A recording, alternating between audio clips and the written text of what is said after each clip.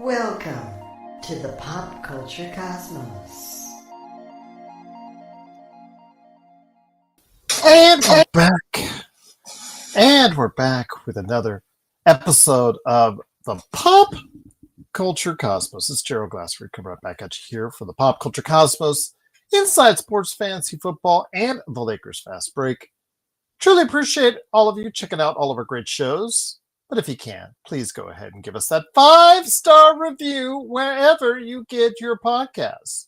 Plus, if you can like, share, subscribe today to go ahead and get the latest notifications on when we go live on the air with the latest Pop Culture Cosmos, PC Multiverse, State of Pro Wrestling, and more, including these special episodes we're bringing to you right here at the Pop Culture Cosmos.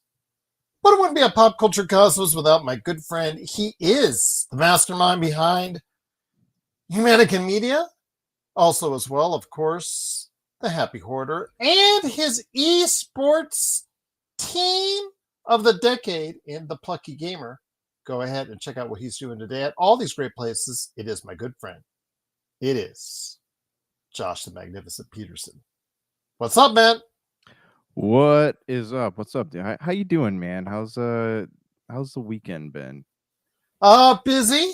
I'm as of this recording, because this people probably won't, if you're listening to audio, you won't hear this for a while. But at this point in time, I'll just say I've been doing a lot of work behind the scenes. I'm setting up a lot of interviews for the Lakers Fast Break, and that's going to be lasting out hopefully through a good portion of September and October. So I'm setting that out as far as that's concerned with a lot of people there, experts around the world talking about their teams in the NBA. So yeah, I've been lining that up. Also taking care of the Cosmos, trying to make sure I've got you and I some little extra shows like this one lined up. So if we're taking a vacay, or if we're enjoying the fruits of our labor, or if we're just not up to it, got that able to slide in there. And hopefully I'll be able to record some with TJ Johnson as well. But I did want to say a big shout out. You guys, by the time you hear this on radio and also as well podcast outlets, will have already known that our good friends at Retro City Games will have already opened their 4th store. Josh, 4 stores, my friend. Oh, man. So really looking forward to that. But I know that you've been wanting to talk about Alien Earth, and at this point, when we're recording it, I'm going to go ahead. And, by then, when I drop this for audio audience, it's going to be in the distant past, or hopefully in the distant past, but we'll see what happens.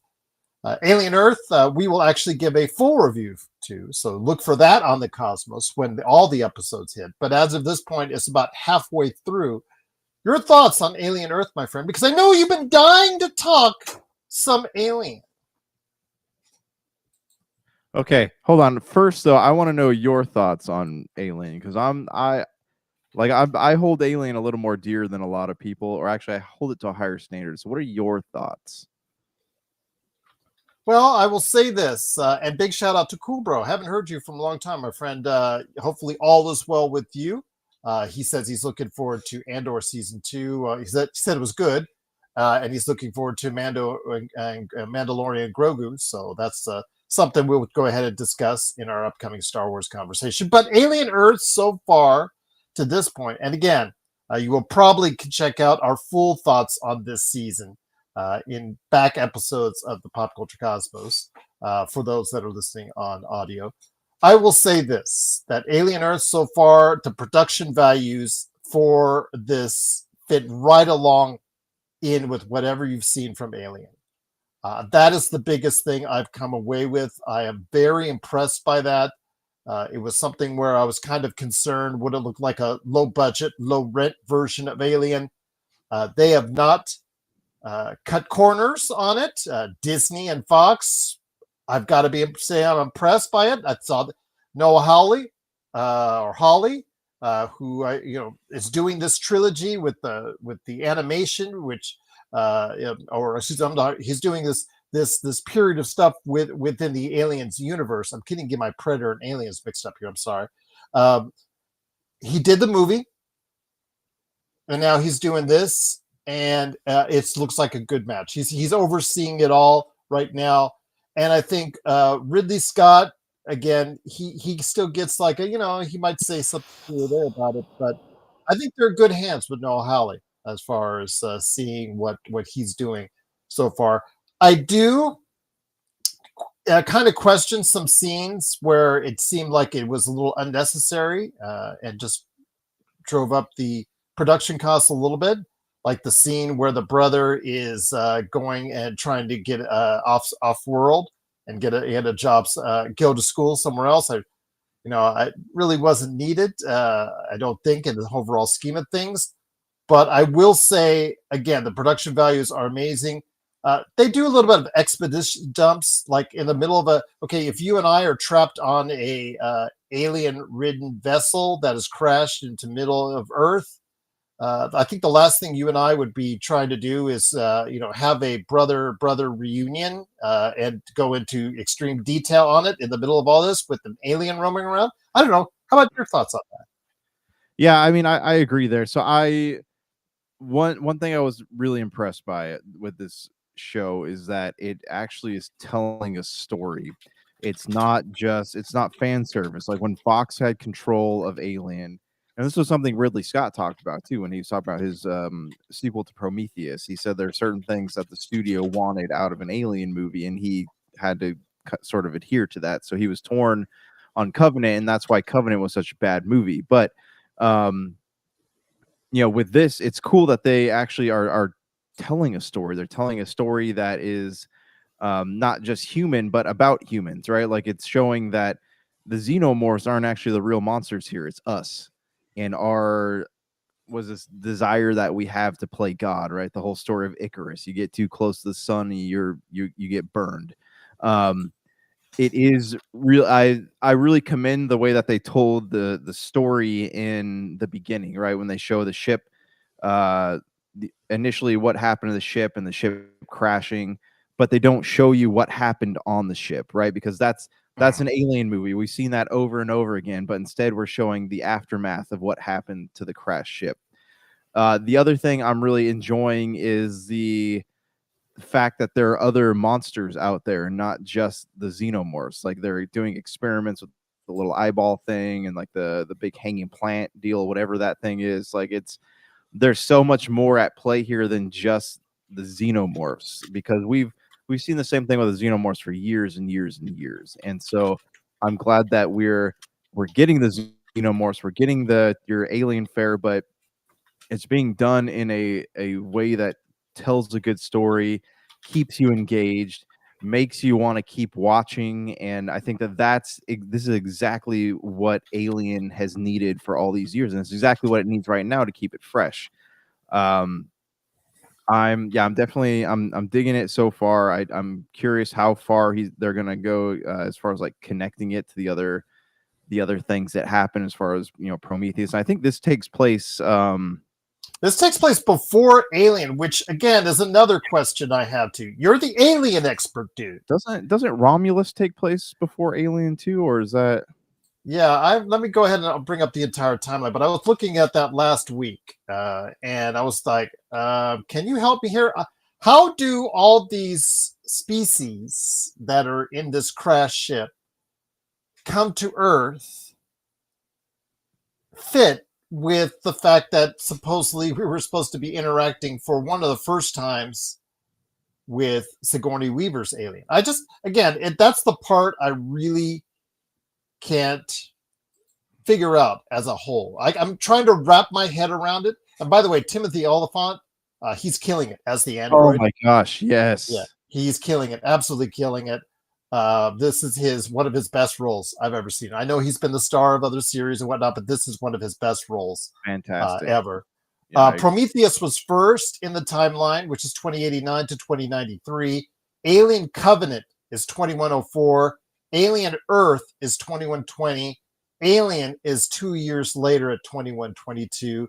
Romulus, which was the first Noah Hawley project, that is 20 years after Alien in 2142. So again, you got to help me here, Josh. I don't get it. I don't understand it. I mean, if Aliens had already landed on Earth, even if it was just in a controlled area.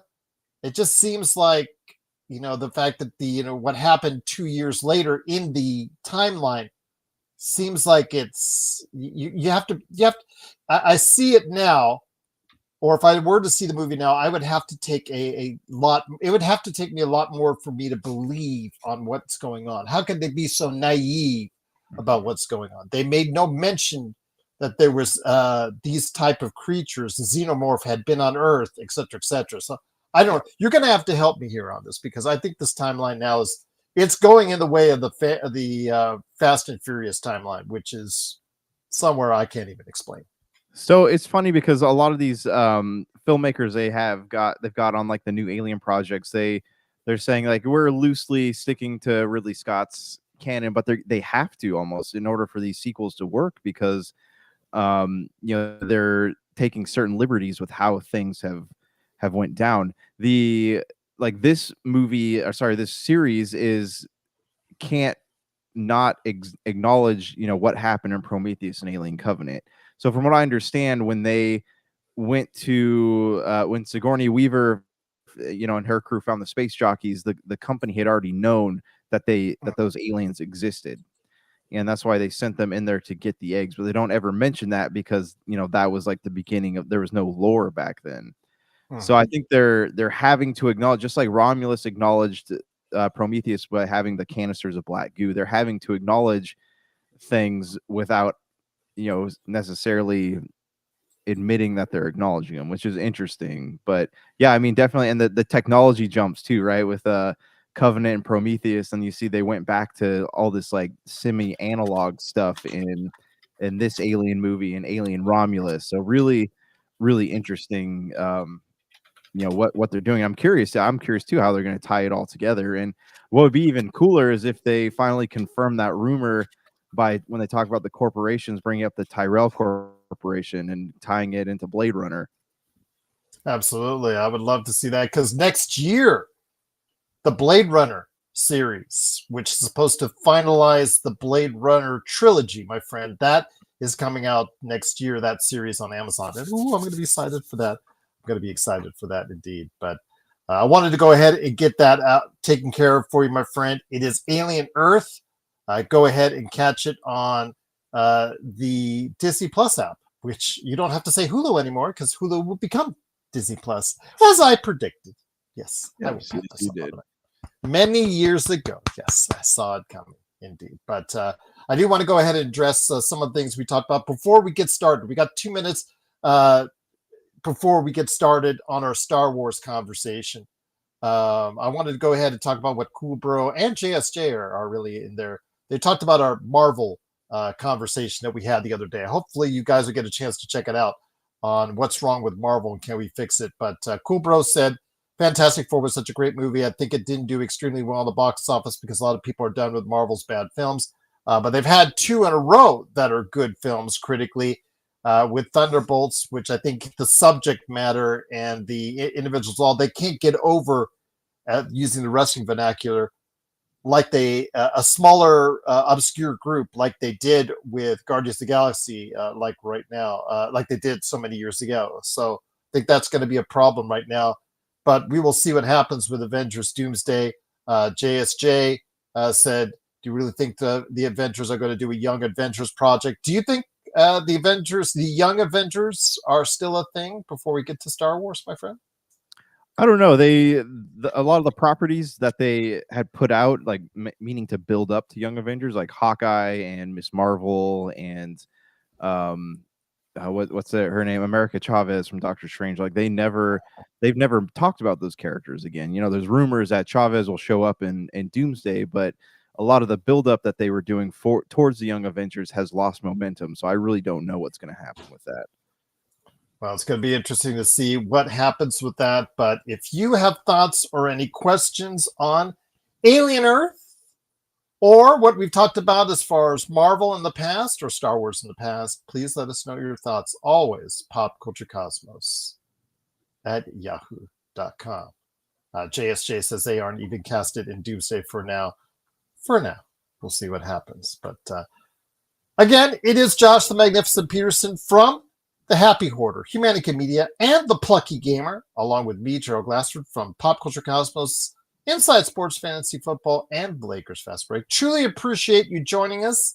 This is our conversation on Star Wars. So, Josh, we covered for an hour the Marvel situation. I spent a half hour roughly about what was wrong with Marvel, or what went wrong, and if it can be fixed.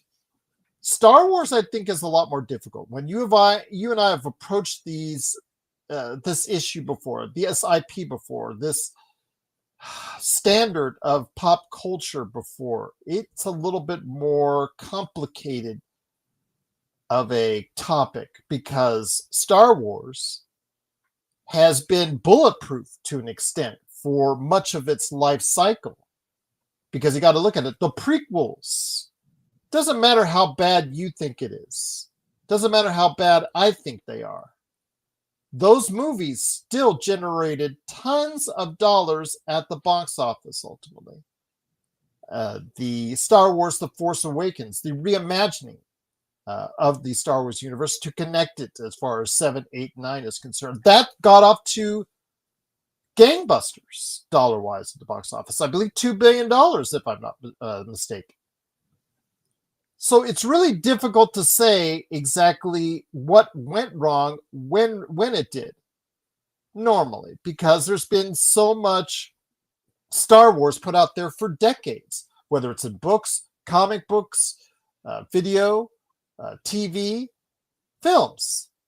You could easily now point to and say, okay, with Star Wars, in episodes 8 and 9, it fell off. And it did. But Star Wars Episode 9 still generated $1 billion. As much as you and I talk about The Last Starfighter in the past, and actually that ad, I think the ad was one that I made of you, saying how you forgot you saw The Last Starfighter, which was how bad it was. I think that is still one of the top ads I've ever done in all time. Well, good. Yeah. That was class. Oh, Marcus and I think we just were rolling. I was dying. I was absolutely dying. You should get that. But I will say, it's so tough to gauge what has gone on with Star Wars, but you do see a pattern that they set up before even Marvel did. Before Marvel had its troubles, you had some signs. You had some signs that it wasn't working quite as well because they were overloading you with Star Wars on a TV and film level. They've always been overloading you with comic books. That's continuous throughout the decades. But from a Disney Plus perspective and a film perspective, they started getting a little bit full of themselves as well. There is a similar pattern to Marvel. It's just maybe not quite as clear cut. Yeah. I agree. I think Star Wars was kind of, they did it before Marvel did, right? Like we had the Mandalorian, which was good, but has a lot of seasons to unpack. Then you had there's Andor, there's Obi-Wan. Like there's a lot with Star Wars. I think Star Wars' big problem is that they will not step away from the timeline that defines Star Wars, right? They're stuck in the Republic era. They won't move past that, and I think that's really been a boon to them because they're just going back and rehashing old stories. It's like when you look at a bookshelf, right? And you're like, oh, where can I possibly squeeze this novel into this bookshelf that I have? How can I possibly force it into a place? And that's what Star Wars does. And yes, I mean, we had there's 9 movies and 5 shows. Yeah, JSJ. And countless books that are canon or not canon. See, and that comic books, canon or not canon. That always makes me mad too, because you have something that like there are some good stories in the Star Wars universe that are books, right? That you would not be able to you can't watch them, right? Because I don't have time to sit there and read a book about Star Wars. Like as much as I'd like to, I'm not in my teens and 20s anymore. I don't have the time to do that. And that's they did the same thing with Halo. I know we talked about this before, but like, they had that really great idea with the Forerunner trilogy, and like, oh yeah, by the way, you have to read this book to find out what happened after that game. But yeah, JSJ, you're talking about Obi-Wan. Like I expected a lot from the Obi-Wan series, and it did not deliver in the way that I had hoped it would. And that was the one series where I was like, oh, I'm going to give Star Wars another chance. Jedi, what was it? The games, Jedi Survivor. I know that Cal Kestis is allegedly becoming, he is canon, but he's allegedly going to make the jump to live action here. So same thing with the rumors of like Star Killer or whatever. But the video games are the one thing that's leaving me like slightly interested in the Star Wars universe still. But And even they have had issues with that. Ubisoft will tell you that for starters. Yeah, and it's I don't know what I'm trying to say. Like there's a lot going on in the Star Wars universe that doesn't need to go on. Like if they want, I mean, Outlaws, Battlefront 2. Battlefront 2 is now really cool to play, and there's a niche crowd trying to play it, but ultimately it wasn't a success right off the bat. Outlaws, same thing. It's now great to play, but that's after how many fixes? And it's too late now for most people to want to get into it. But how sad is it when you have a video game like Jedi, was it Jedi Survivor, which is a lot more interesting and engaging than the movies? Like I feel like that's not saying a lot for what Star Wars has become cinematically. Absolutely. And again, it's just with Marvel, they were riding on such a high. Even their bad stuff that they were putting out last decade was still generating a lot of money and a lot of interest. And still, they found ways to tie it into the overall narrative leading into Infinity War and also, as well, of course, Avengers Endgame. With what's going on in Star Wars, that's a little bit more complicated because, yes, they tried to tie it all in, but just I don't know. Maybe it was the way that The Last Jedi was treated and as a total different direction, because that was a big turnoff for me as far as the direction it wanted to go to.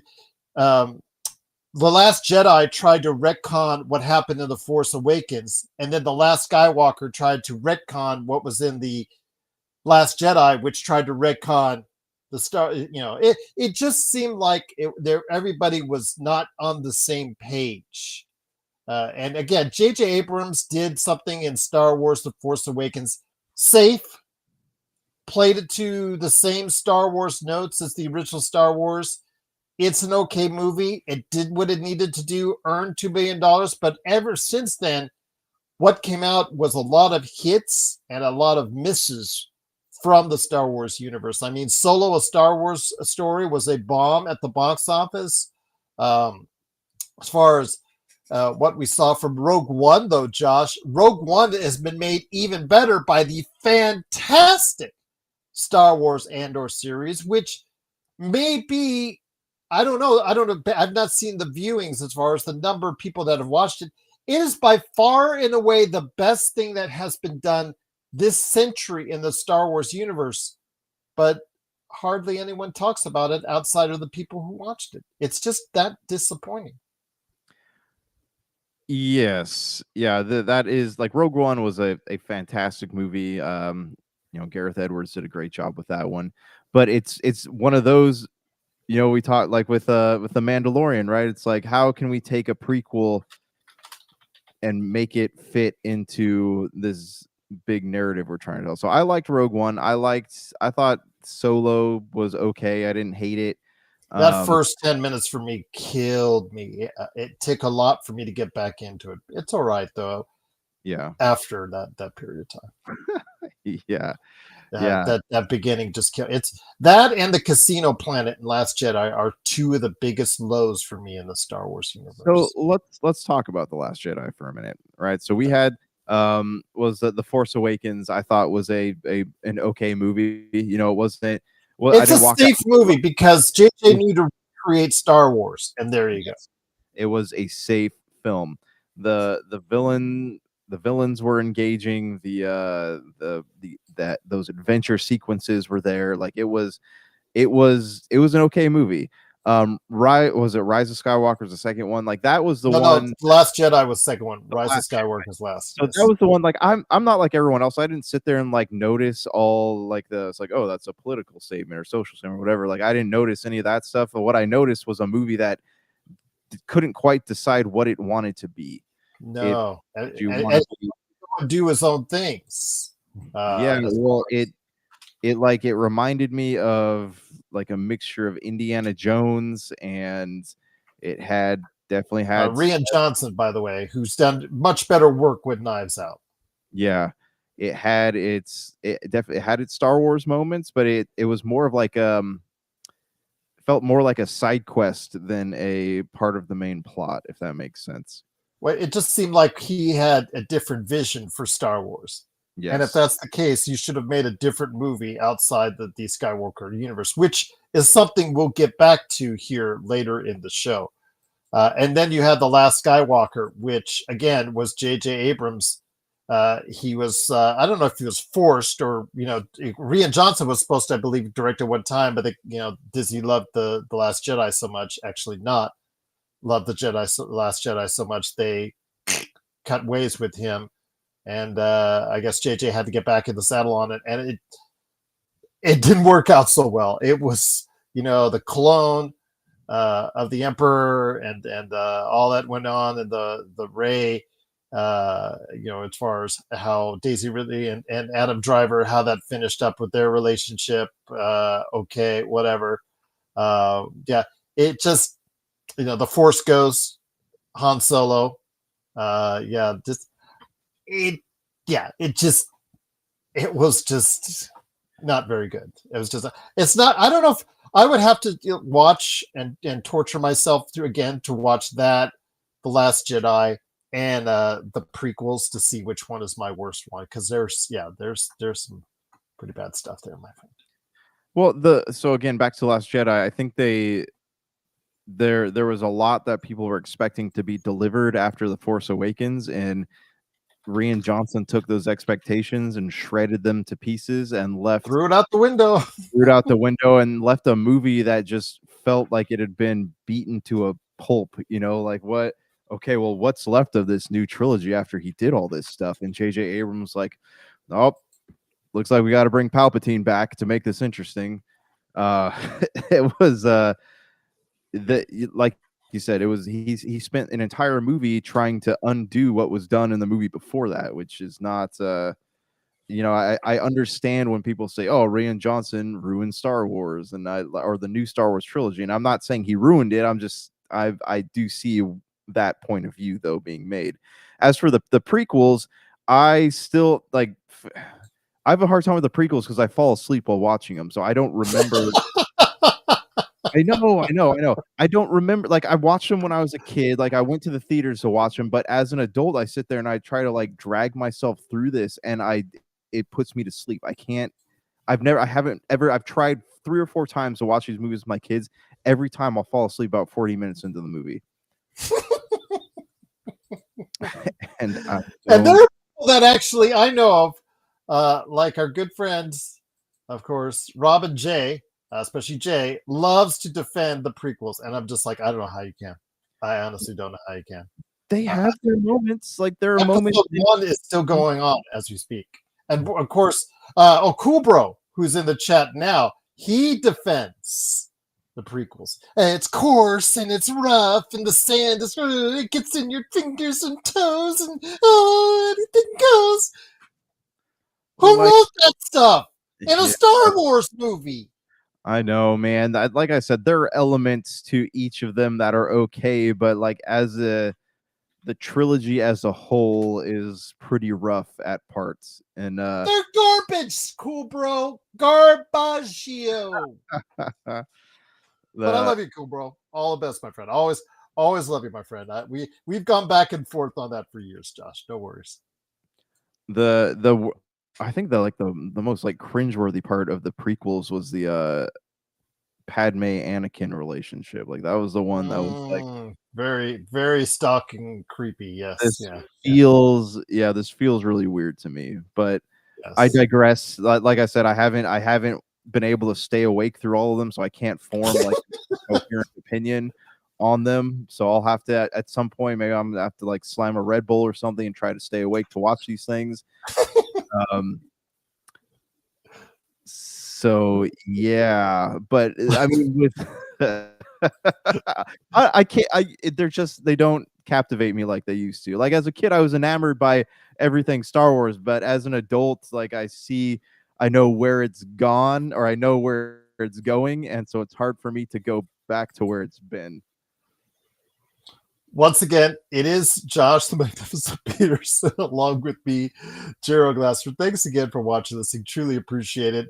We're going on here talking about what is wrong with Star Wars and can it be fixed, my friend? So this next part of our conversation for the next 15 minutes, again, for me, I see some similarities to what Marvel and Star Wars did. A lot of it was edict by the previous generations. And actually, Bob Iger still was around for some of this as well. So let's not let him off the hook on this. But, Disney, when it purchased Marvel and Star Wars for $4 billion each, I mean, it gained control and everything was going on. It wasn't until the advent of Disney Plus, which, obviously, I can't say I blame them, Josh. I cannot say I blame them. We have these $4 billion IPs. They're two of the most notable IPs in all of pop culture. Let's bleed them dry by producing as much as we can onto the screen on both the film and TV format. So I can't say I blame them for doing that, but ultimately, you put them both, Star Wars and Marvel, into a situation where it is really hard for them to get out of or get to the level it once was as a icon of pop culture. Yes, okay, but let's get back to the point here where like they're making movies like we've talked about countless times with some of these other series. They're making movies still for people who grew up with, so for people in their 30s, 40s, 50s, and 60s. Like how, if you want to keep the Star Wars IP alive and make kids feel the magic that we felt as kids, you need to create a Star Wars that is more in line with them. You need to create a Star Wars that starts from scratch. It doesn't have a butt ton of lore to have to circulate through. Just create a fresh start out of the Republic era and into something new. That's going to be what brings Star Wars back, because they're talking about like this new trilogy with takes place right after the events of what was it, or 20, not right after, but it's 5 years, 5 years, I believe. Yeah. Whew, a whopping 5 years, my friend. And we're still stuck in that era, though. I mean, not like the Republic, the Skywalker era. Skywalker era. We're still stuck there. You can't get away from it.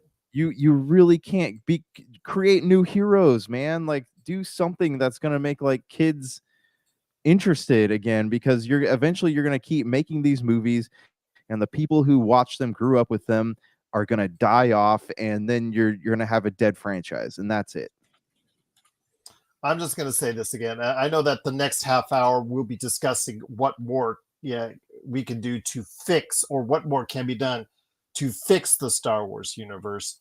I say again, because critically, Star Wars has been all over the map as far as the critical response to it. I know Cool Bro enjoyed the prequels, but they're critically derided for the most part, but no one can argue with the money that they made in today's dollars. Again, even the lowest of the episode films, episode 9, that still generated $1 billion at the box office. No matter what you say, no matter what I say about The Last Jedi and The Last Starfighter, those two films earned between $1 and $2 billion. Solo was a failure, but Rogue One was still a $1 billion movie at the box office. I think they really need to look hard. And again, I don't want to touch on too much as far as what to fix here until the second half hour of the program. I do really want to say, though, I really want to stress, Josh, that I think a lot went wrong because of the saturation of the product. I know that's really hard to say for Star Wars, just like it is in Marvel, but I think for the casual audiences, I always tell you, a entertainment product, whether it's video games, movies, television, what have you, is not a hit until it resonates with and by a general audience, by a larger audience than just the hardcore fan base. When you and I are watching something, it's something that obviously is liked. But when my family or my friends or people that are not as familiar with these universes go and see these films or watch these TV shows, that's when it becomes big. And I just have an issue right now of where Star Wars is at, because like Marvel, we talked about, Marvel has not become event viewing anymore. Marvel is currently not event viewing. There's nobody going out together as a group, or at least let's say to any large extent, as a group to go see Marvel movies. Same thing with Star Wars. If the Starfighter film with Ryan Gosling movie came out like right now, how many people outside of the Star Wars fan base would actually go as a group to go ahead and watch that film? It's kind of difficult because the Star Wars IP has lost some of its sheen. It's not like Marvel. It's lost some of its luster. But I think a lot of that had to do with the saturation of what took place in the latter part of last decade and the first part of this one as well.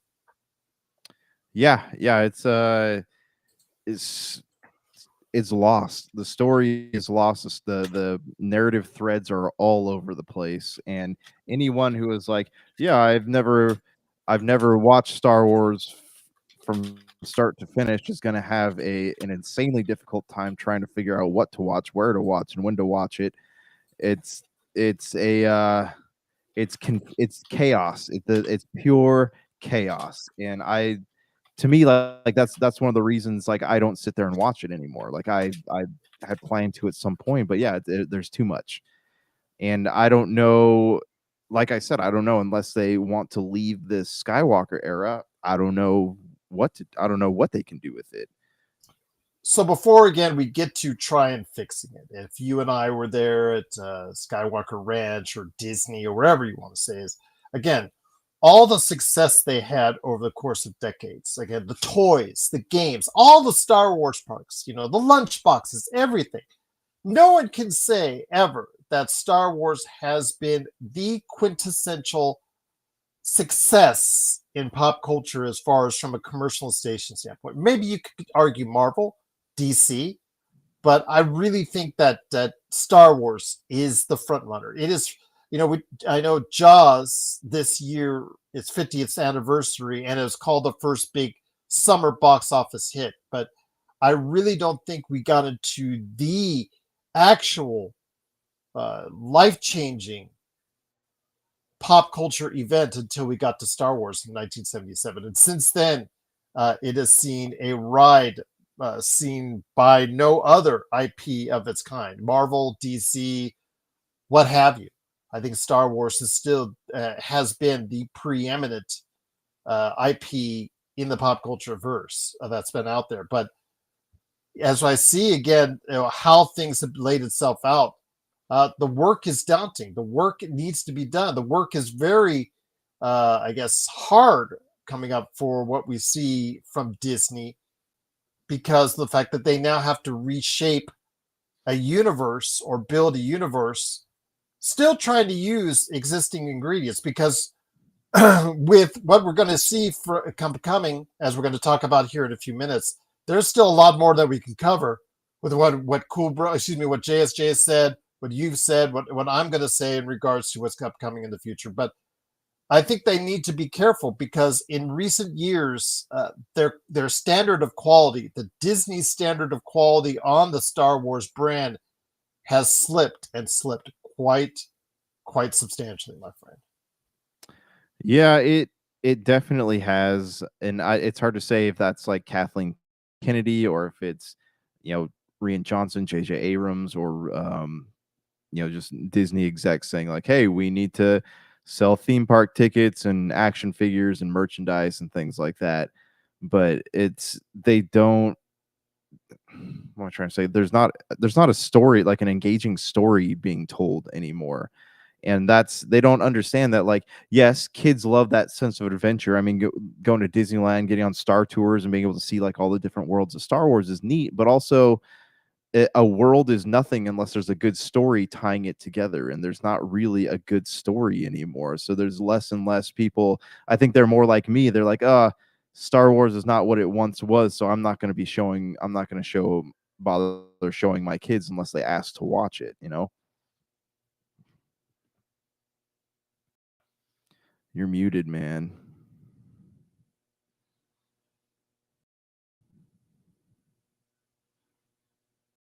Oh, are you okay, man? Everything okay? The Jedi Force? Yes, You're Jedi good. mind trick. Yes, Jedi mind tricking you. But once again, it is Josh the Magnificent Peterson along with me, Gerald Glassford. Thanks again for watching, listening. Truly appreciate it. Last 5 minutes before we head to the half-hour break, I wanted to go ahead and mention that again. There has been a lot of missteps along the way, similar to what Marvel has done, and I don't, you just can't avoid any problems. That the hate that flows, using Star Wars vernacular, towards Kathleen Kennedy has been part of that issue. She is leaving. She is retiring, I believe, at the end of this year, from what I remember, if that's correct. How big a difference is that going to be, and how important is it to get someone else in there at the top of the food chain that could go ahead and really drive this thing forward? I think it's going to be really important. It has to be somebody who is actually a fan of the franchise. Like Kathleen Kennedy, we've talked about her before. Like she's casted a lot of the best movies coming out of the 90s, right? And then the late 80s. She was responsible for casting. But you can't look at what Star Wars has become and be like, oh yeah, she was definitely a big fan of Star Wars. They need to get somebody in there that knows Star Wars, that loves Star Wars, that is passionate about Star Wars, because those are going to be the people that tell the best stories and recruit the best filmmakers to bring their vision to life.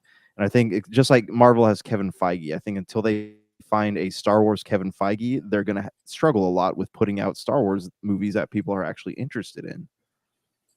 Dave Filoni, Jon Favreau have been mentioned in that breath, my friend. Do you see either of them reaching that top level?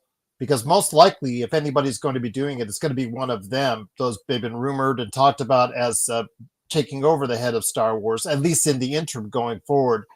As like we're seeing with DC, where it's James Gunn, and he's someone else as far as heading that Peter. Forget the guy's last name. That's heading up the DC universe. Hmm. Do you see that happening as a better situation for Star Wars going forward? I mean, I can see it happening, but I mean, and you also have to think about this though. Like those guys are really busy, and Star Wars is going to be a really, really long commitment. So it's a question of if they have the time and if they're interested in doing it. And if so, then yeah, definitely they would be the right people for it. But like we've been saying here, it's not going to be an easy task. So it's going to be they're going to have to find somebody who actually wants to take that on and doesn't feel obligated to. I agree with you, my friend. So we will see what happens. Again, Star Wars has had a lot of missteps before in the past, but I think those missteps in recent years are less forgiving to an audience. As this audience gets older, Star Wars has become less reliant, or the two people out there, Star Wars has become less reliant as far as a great source of their entertainment. And so we'll talk about that more in relatable news after the break here. So yeah, I want to hear your thoughts out there on the Star Wars universe. If you have thoughts on what went wrong with the Star Wars universe, and if it can be fixed, we want to hear all your thoughts and ideas at popculturecosmos@yahoo.com, or comment on the link below, and we'll go ahead and make sure we get back to you on that. Truly appreciate you doing so, right from all of us here at the Pop Culture Cosmos. But 1/2 hour down, 1/2 hour to go here at the Pop Culture Cosmos. It is Josh the Magnificent Peterson from the Plucky Gamer, from Humanica Media, from the Happy Hoarder, along with me, Gerald Glassford. Thanks again for watching this. And we're talking about Star Wars. The universe is broken. The Death Star has fired away and damaged the Star Wars universe. But can it be saved? Can Gold Squadron go in there and save the day? Want to hear your thoughts on this, Josh? So we talked about what went on with Star Wars and where we think it might have gone wrong, the things that along the way, that it's not impenetrable, a pop culture icon anymore. You can't have bumps in the road. You can't have critically panned things, whether it's comic books, movies, TV, what have you, as much as you could in the past. My friend, if you were at Skywalker Ranch or if you were at the Disney Studios planning this thing out, Josh, I'm going to make you the head of Star Wars and the direction going forward. What are your thoughts on how you would approach it and how you would go ahead and make changes for the better? A new era, a new timeline, different characters. Like they could do the Jurassic Park thing and very briefly mention like an ancient lore. There once was a man named Luke Skywalker, but they need to go to a new galaxy just a little bit further away and tell a new story, because that's going to be what gets people into Star Wars for the next 20 years.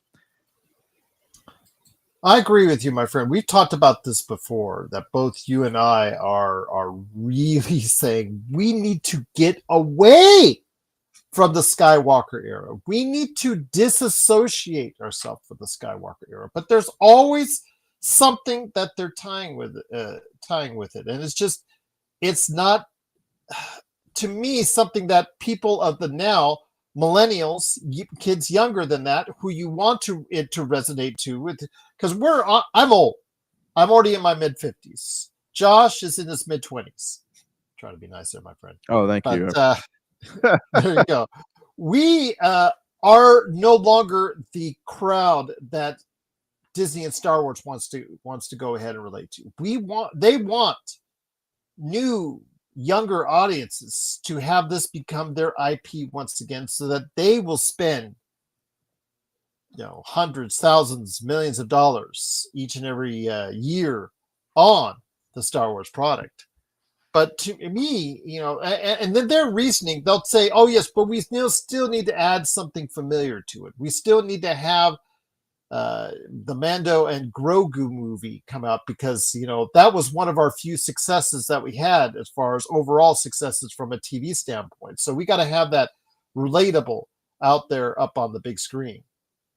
Or we got to make sure that the Starfighter movie with Ryan Gosling, that's not too far away from the timeline of the last Starfighter, or the last Skywalker, and then, as JSJ says, if they make a Rey movie, cannot get away from it. They need to just start from scratch. Go to a galaxy far, far away, in a different time, different place. Create new characters to remember. Create new stories to remember in a different Star Wars universe, Josh. Yeah, I agree. Like that. It really is the only way to get modern kids interested in Star Wars again, because I guarantee you they all look at it like, oh, that's my dad or my mom's thing. It's not for me. So until they're willing to make it not their mom and dad's, or the studio is willing to make it not a thing for these kids' moms and dads, and more something for the new generation of kids coming up, it's going to be hard to, I guess, maintain it. We need a story. We need something to start from scratch, something that welcomes new people in, that don't feel like they have to watch 100+ hours of lore to keep connected to it. They need to be able to just sit down and watch it and be there from the beginning for it. So why aren't they doing that? If they've seen the declining residual results from the movies, which ultimately is the best litmus test for them as far as if it relates to a larger general audience or not, how come they won't escape their past? It just doesn't seem like they want to. No, because the Skywalker name is tied to merchandise, right? The Luke Skywalker toys, the race, the Luke Skywalker toys, the T-shirts, everything. the rides at Disneyland, Han Solo, Millennium Falcon, everything. They're afraid to break away. They don't want to take a risk on something, and that they feel might not make money unless there's already a basis in place for it to make money. And this is why they do not want to leave the Republic era. Isn't Rey a Skywalker? Yeah. No. Rey is a from. She's in relations to the Emperor. Oh, that's right. See, this is how significant these movies were to me. I just don't remember any of that. Yeah. Okay. Which is why you made one of the best ads we've ever made. There you go. That's right. Yeah. Anyways, yeah. I mean, they don't want to break away from something that they find to be tried and true, and that's gonna be a boon to them. I mean, they're again, like, there's no. Disney doesn't take risks. That's why we don't see a lot of movies. We don't see them putting out a lot of movies outside of like the formulas that they've been using for years, and it drives me nuts. I know that you and I have, over the period of time, had great interest in Star Wars, and I still do to an extent. I mean, Star Wars Andor, that to me was amazing, Josh. Both seasons are truly fantastic viewing. If it wins any Emmy awards, or if it won any Emmy awards by the time you hear this, it is well deserved. It is absolutely an incredible show from beginning to its second season end. And it actually makes what I thought is an okay movie with Rogue One. People like it more than I do. Even better for me now that I've watched the Andor series. How can they go ahead and take lessons from that? How can Disney go ahead and take, I guess, those steps, which, again, I don't know how well it's done rating-wise compared to the other Star Wars shows. Again, I think that critically, it is the most lauded thing that they've had possibly ever, as far as, or at least since The Empire Strikes Back, as far as lauded pieces of IP that they've ever had, as far as that particular show. How do they go back to that? How do they go back to that formula on what works so right with Andor and be able to utilize that going forward? I will tell you what, Andor tells a story, and Star Wars doesn't really tell stories anymore. It just rehashes stories that have already been told, or finishes stories that have already been told. Andor told a story from a piece of the Star Wars universe that we had never been to before, and that's what worked for it. It's not there's no other. Yes, it was a very connective piece to the Star Wars universe, but it was something that didn't rely heavily on what came before or after. The show was just allowed to exist, and because of that, it's it captivated people. But again, this is the problem with Star Wars, right? Like, it's so afraid to leave the lore, pre-established lore behind. I will say this: The Acolyte was such a disappointment, and Skeleton Crew wasn't much better. But they redeemed themselves, Josh. They redeemed themselves with Star Wars Andor, because it was just such compelling watching. And you're right. They took bits and pieces, though, from the existing Star Wars universe that was already there, that had only been mentioned in passing or not really delved into at all, and they made life out of it. They explored it in ways that had really rarely been done in the Star Wars universe. It's just so much better than anything Disney or Star Wars has done in the Star Wars universe this century. I can't get over how much better it is than in absolutely anything they've done. I just can't understand why they don't take that formula and repeat it. I understand the production costs involved. I understand it costs $200 million approximately to make that series, Josh. I understand the price tag involved. But when it comes right down to it, you created a formula and created something compelling that many people will still be talking about for days to come, years to come. And why can't you go ahead and follow that same formula? Sit down, find a group of people willing to tell those kind of stories that might resonate for a long time in the Star Wars universe.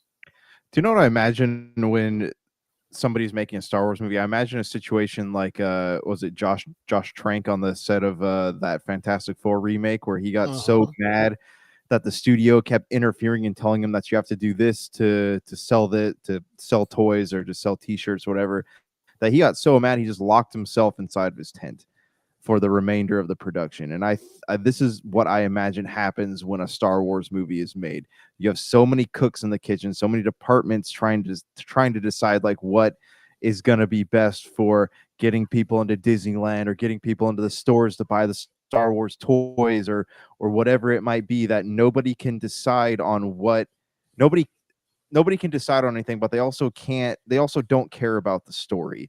And therein lies the problem. So we're at a point, I think, where we think things could be better with a better look at it. Is there any one director or filmmaker or film writer or anybody that you think in the creative process that you think Star Wars is not utilizing that they should utilize? Kubrick, before he left, said he would love to see Christopher Nolan take a stab at the Star Wars universe. There's a rumor a while back that he was going to do a Star Wars property, and then I think he backed out of it. That doesn't surprise me in the least. So with that said, my friend, is there an entity out there that you think, as far as the Hollywood, pantheon is concerned, can go ahead and put this in a place where it would satisfy your needs as a Star Wars fan? If they're starting from scratch and they need fresh lore, I would say Guillermo del Toro is the guy to tap for something like that. Because that guy, really, oh my gosh, yeah. Because Star Wars, what makes Star Wars so interesting? It's the worlds, it's the creatures, man. It's the different races. I think that Guillermo del Toro could walk in stride with Star Wars. We'll see. Frankenstein is coming out in 2025. It was lauded at the time we're recording this at the Venice Film Festival, but he's not really made a movie with a broad appeal. So I don't want to say I disagree with it, because he's one of the greatest directors out there. He's one of the greatest artists out there. Obviously, Academy Award winning director and all that. So I can't say I disagree. I just don't know if he could make a broadly appealing Star Wars universe. Do you think he could? Because he's not made a broadly appealing universe as of yet. He is everything that Disney loves, right? Like, he has an imagination that can craft a world, like alien creatures, races, things like that. Like, if anybody can do it, he can. If anybody can create something that is going to create future theme park attractions, like I am confident that he is the guy to do it. Because I mean, look at Hellboy is whatever. Pan's Labyrinth was just a fantastic movie. It's terrifying, but it's a fantastic movie. A lot of the things that he's done, like they are very dark movies, but just if you sit back and watch them for how much imagination went into them, and you will see that this guy's mind is crazy. Like there's not crazy, but just like beautiful, right? Like there's so much that is there that can be put onto the screen, and you just tell him like, hey, Guillermo, let's tone the death vibes down just a little bit, and he can do magic with this. Again, I'm going to have to respectfully disagree. As the bean counter, I would come back to it to how much did Pan's Labyrinth make? How much did The Shape of Water make? How much did see, that's the mindset you need to walk away from, man, is how much. But if you're committing $1 billion in costs, let's say to like 4 films, 250 million a pop, that's $1 billion. Let's just say, to do that movie universe. Right. Again, it'd be kind of nice to have someone that will go ahead and be able to get a large audience. This is the problem, though, man. It's like we're so obsessed with the numbers that we don't let creativity make a movie. We don't let a creative person actually create a movie because we're so obsessed with the numbers. and what formulas have to be hit to market what pieces of it. Like, bring somebody in there and just let them roll with it and see what happens. And I know it's a financial risk, but look at where Star Wars is at right now. It's a garbage truck on fire. So how much worse could it possibly get? Once again, it is Josh the Magnificent Peterson along with me, Gerald Glassford. Thanks again for watching this. I truly appreciate it. We're trying to fix the Star Wars universe. And again, Josh, he is a Guillermo del Toro super fan. And again, I cannot argue with him as far as the master of his craft. I just, again, the idea of how much you're spending into it, you do have to, if you're a company, try to figure something out of it financially for them. I mean, in order to make these dreams happen, you have to go ahead and find something. Now, Frankenstein, that's going to garner huge numbers on Netflix. So that will justify whatever work he put into it. And again, that may bring him into a better spotlight to be able to do that. But I have someone different in mind. Someone who already has a proven track record of both Academy Award-winning movies, successful movies, and someone who has based themselves in an IP and done extremely well off of it, creating billion-dollar movies time and time again, and is going to be doing so here in the not-too-distant future. And Peter Jackson, my friend, what are your thoughts on Peter Jackson taking over the Star Wars movie franchise? That's not a bad choice, actually. I mean, we've all watched the Lord of the Rings movies. We saw. I think it's an easier sell to Bob Iger than Guillermo del Toro. Yeah, but okay, you have to think about this. So, Peter Jackson, he exists in fantasy, like the world of fantasy. Has he ever done us? Actually, he did do a sci-fi property, or sci-fi movie in Frighteners. Was that what that movie was called? Yeah, the one with Michael J. Fox. Yeah. Yes. Yeah, I mean, I think that would be a really good choice too. But he's somebody who How far is the leap from fantasy to sci-fi? Really, when it comes. I mean, it's not too far. Yeah, I mean, I think Peter Jackson would be a good one. He's somebody though that uses a lot, and he has his own studio. Like, he has his own production company, and that's where they create all like the special effects. So there would have to be a lot of deals made within Disney in order to get Peter Jackson to sign on for something like that, because he's going to be very particular about what he wants and how he wants it. I'm just saying, again, if you're in that room and you're looking at the bean counters as far as it's concerned, I mean, Guillermo del Toro, if I can see that right, is an outstanding director, one of the best on the planet. No one can argue with that. But does he make commercially appealing enough films? That's the question you would ask yourself. If he I would certainly, if he came to me and said, or if he came to Bob Iger and said, I wanted to do a film, I want to do something in the Star Wars universe, I would strongly consider doing it and giving him a shot and then going from there. I know that they've turned down, or there's so many great directors that have offered to do projects within the Star Wars universe. So even if Guillermo del Toro or a Peter Jackson says, yes, I want to work in the Star Wars universe, there's no guarantee it will be done, which is part of the problem. So many good ideas, so many good filmmakers have attached themselves to Star Wars projects that never come to fruition. And that in itself is a problem. Yeah, I agree. You have a lot of people get excited about stuff. What was that one by Patty Jenkins? Patty Jenkins. Everyone's like, "Oh, that sounds really cool," and then it disappeared. And there's another Rogue Squadron one. Yeah. There's someone else I was thinking of that was supposed to make a Star Wars movie and didn't happen. But yeah, this is nothing. Star Wars is like it's almost like it is dictated by the waves of popularity that ebb and flow for Star Wars. Like at the, when Star Wars reaches a high point, everyone's like, yeah, we're gonna make these like 6 movies and it's gonna have so and so attached. It's gonna be great. And then when the popularity seems to dwindle and it's at a low point, they're like, what happened to those movies? And Disney goes, I don't know what you're talking about. Lord and Miller, the guys behind the Lego movies, we already know what happened to them with the Solo, and they had a falling out. with Solo. Josh Trank, you talked about him. He was attached at one time to a Star Wars film, but I think Fantastic Four reboot, we saw what happened there. Patty Jenkins, like we talked about with a Rogue Squadron movie, she announced it at, I think, a Star Wars Celebration a few years ago, but that kind of fell through the ranks.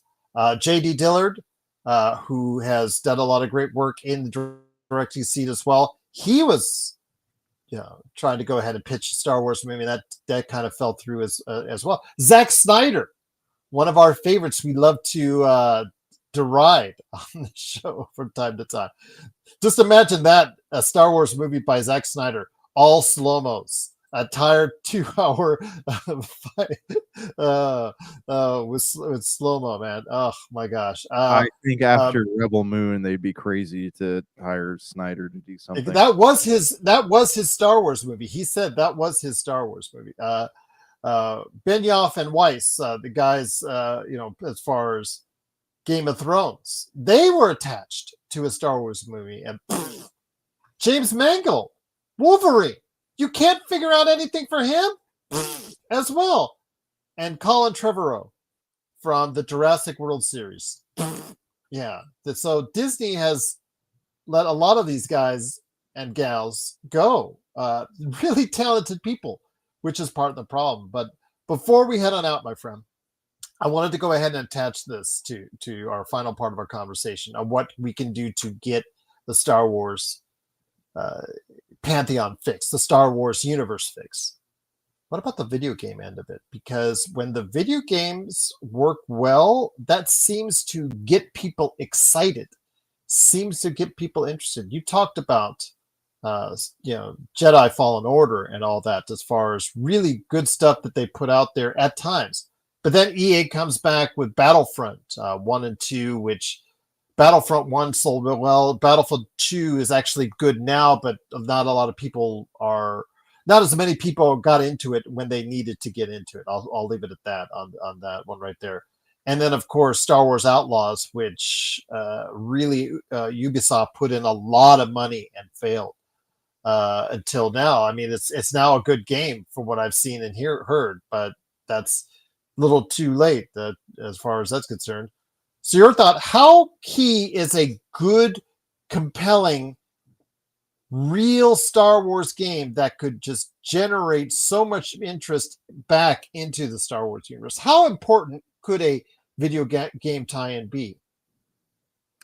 I mean, I think it's pretty important. I think they've done it actually really well. Like I said, with the Jedi Survivor series, like both of those games have been solid, and they've told a good story and create a character that you actually like sympathize with and want to know more about, and you want to follow him on his journey. Like they've done a fantastic job with that. But I think one of the biggest issues here is that you have EA and Ubisoft managing these IPs instead of letting, again, let it go, send it to a studio that has actually done things creative and doesn't just pump things out on a conveyor belt. Well, hopefully things will get rectified and set itself forward. But again, that is, to me, it could be very important if they make a really good, compelling Star Wars video game, Josh, because as we've seen in recent times, Hollywood is now embracing the video game genre and incorporating it into actually pretty good television and films at this point in time. We've seen two big hits in recent years on the animated and live action front with Super Mario Brothers, and then also as well, of course, with Minecraft. And then, of course, we've seen the success from The Last of Us and then Fallout after that. So they could use that as a template and bring that over into the universe as well.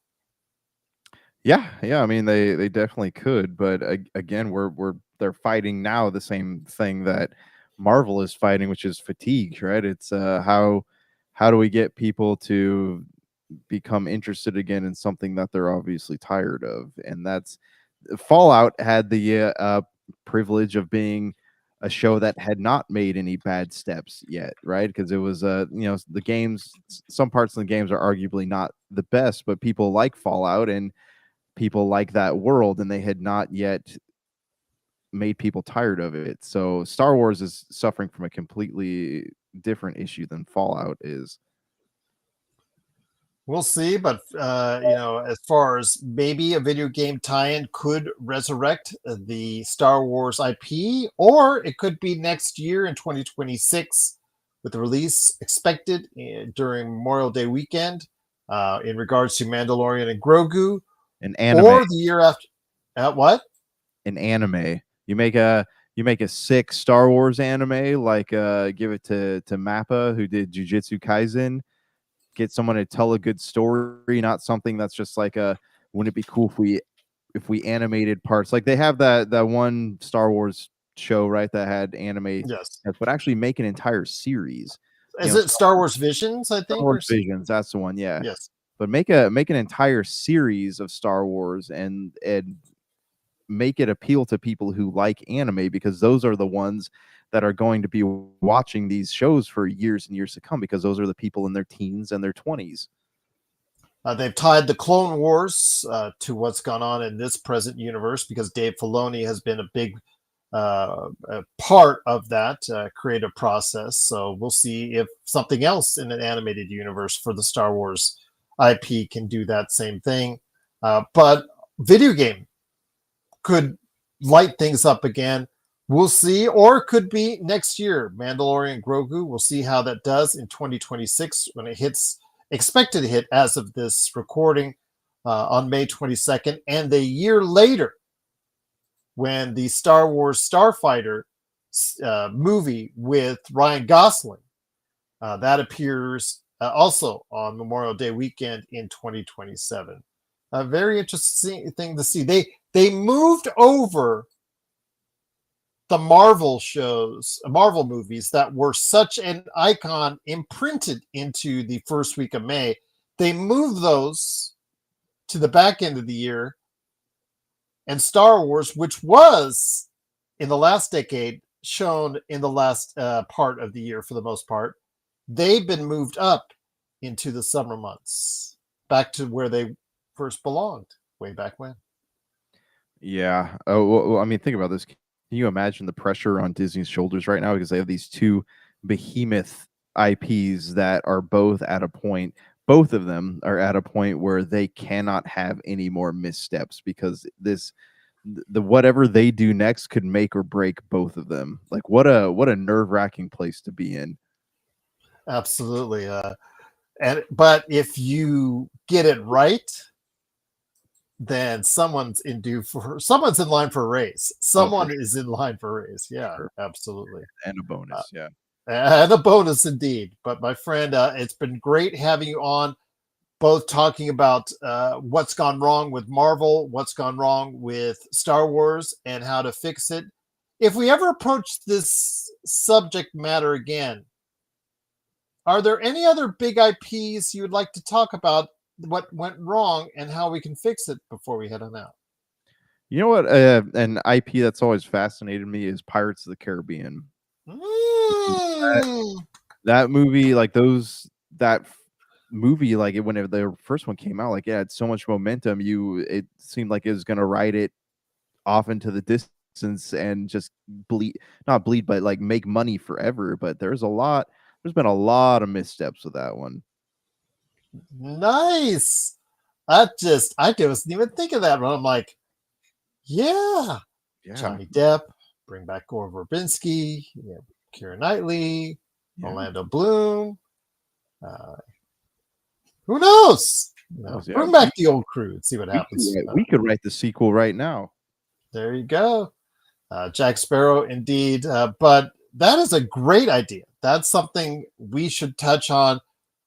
That is definitely an IP that has gone wrong, and can it be fixed? Because I know that Disney at some point in time is going to reach back into it, and I'm assuming Johnny Depp will be a part of it. But we'll talk about that, if that would be the right move, if that's the right move or not. But if you have thoughts out there on an IP that has maybe seen better days and would like some suggestions to see it get fixed, please let us know your thoughts in the comments below, or if you're going ahead and listening to us, Pop Culture Cosmos yahoo.com. Well, my friend, it's been a great episode. Any last thoughts before we head on out? No, I honestly I hope that Star Wars can fix itself, but from what I'm seeing and what I'm hearing, I don't think that that's going to happen. So let's hope for the best, but prepare for the worst. Hope is a great part of the Star Wars universe. Now, past, and forevermore. Indeed. So for Josh the Magnificent Peterson, this is Gerald Glassford. It's another beautiful day in paradise, right here in the Pop Culture Cosmos. Thank you for listening. And here's hoping you have yourself a great day. And may the Force be with you always. Welcome to the Pop Culture Cosmos.